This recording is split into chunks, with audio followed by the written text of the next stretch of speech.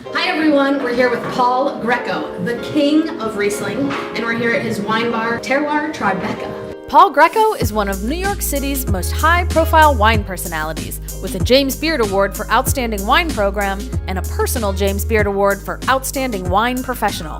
Since 2008, Terroir has been his baby, and the Summer of Riesling is Paul's yearly tradition, offering over 30 Rieslings by the glass all summer long. Could you give us an overview of Riesling in like 2 sentences? Yummy. Okay, next question. Way better, you like took it up a notch. So I want to know, where was the birth of this Riesling love of yours? Where was the beginning? The aha moment was an aha realization that regardless of whatever advocacy we expressed with Riesling, you take your wine by the glass list, 8 wines total, and you put 3 Rieslings on there, a guest might say, oh, someone here likes Riesling, but you know what? I've got 5 opportunities to not drink it. No, the aha moment is, no, you will drink Riesling. So at Terroir East Village in 2008 came this idea of, you know what? Summer's upcoming. We opened up in the spring. Summer's upcoming, 94 days, Summer of Riesling. All the white wine I serve by the glass, only Riesling.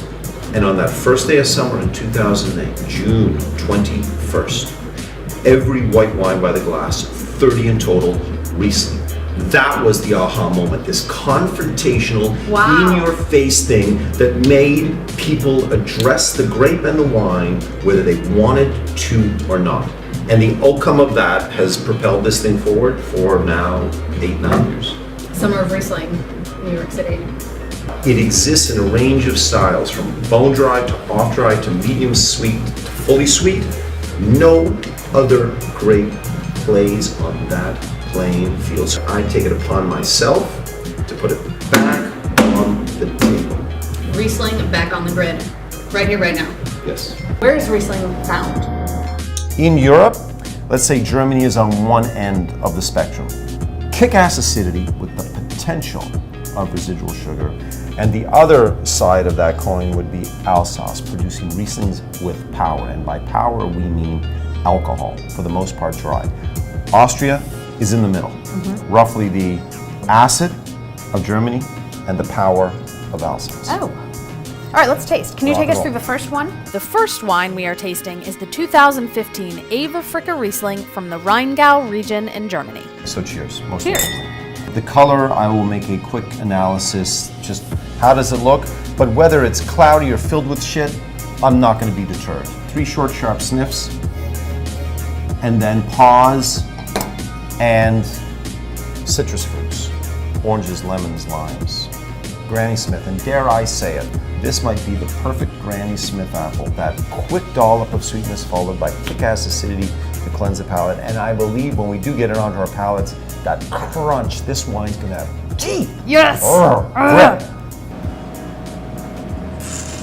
Listen, and then on the palate, we believe that on the tongue, 10,000 taste buds, a predominance of taste buds at the tip detect sweetness, on the side sour, on the upper side salt, on the back bitter, and then umami somewhere in front of that. So yes, with this wine, is the tip of your tongue, and I mean the tip of your tongue, is it tingled? Rock and roll, yes.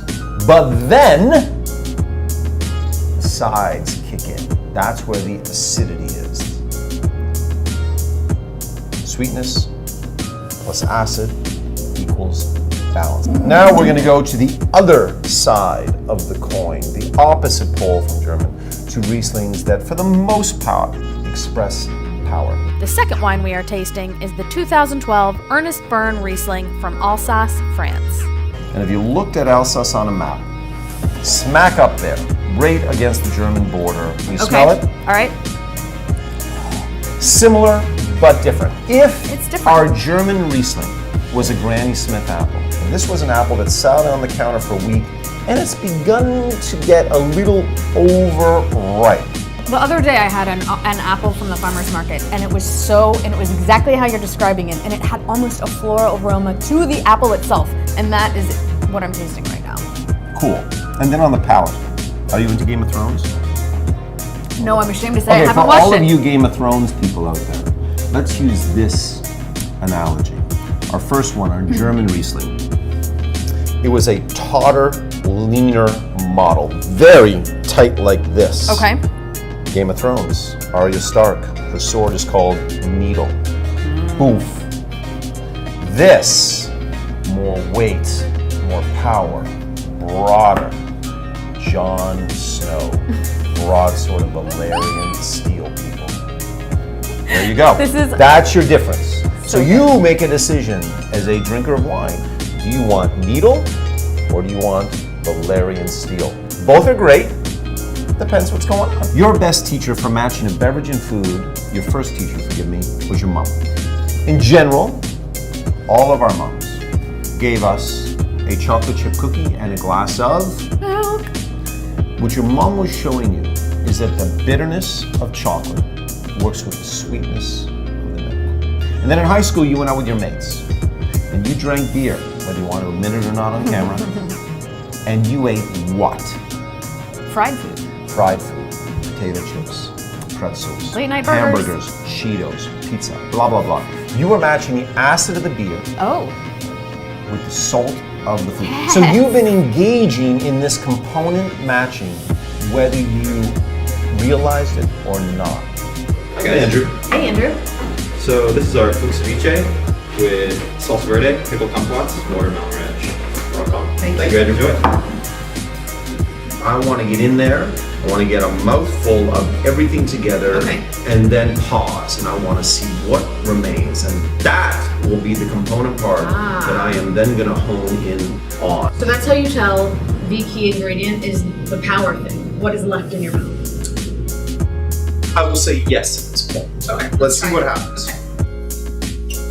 What comes in, I'm getting that sour note from the kumquat. I was expecting a little bit more sweetness, but it didn't come, so that was sour. The FLUKE shone bright.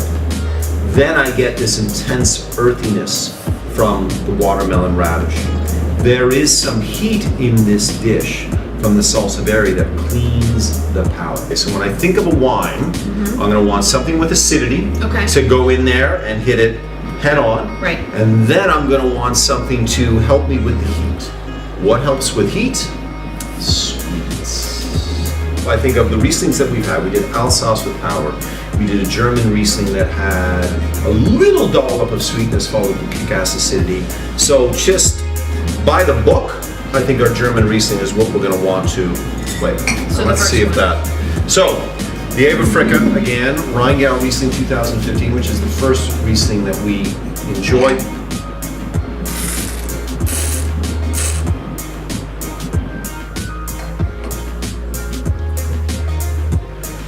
The fruitiness like goes crazy in my mouth. Citrus.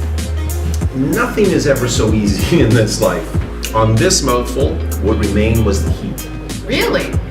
However, while it was initially concerning, as soon as the wine hit it, it was like a blanket covering the entire thing, enveloping it, and pushing the heat down. The acids played off each other, and the most important thing about this combination is that I want to have another bite of food and a sip of wine. I want more, goddammit, and that is ultimately the goal of this whole food and wine matching thing. Rock and roll. The food is not submerged beneath the wine, the wine is not submerged beneath the dish. That's what this whole thing is about. So Paul, you've been followed, and we have learned about Riesling, which is so exciting. Thank you so much. Pleasure was mine. Cheers. Cheers.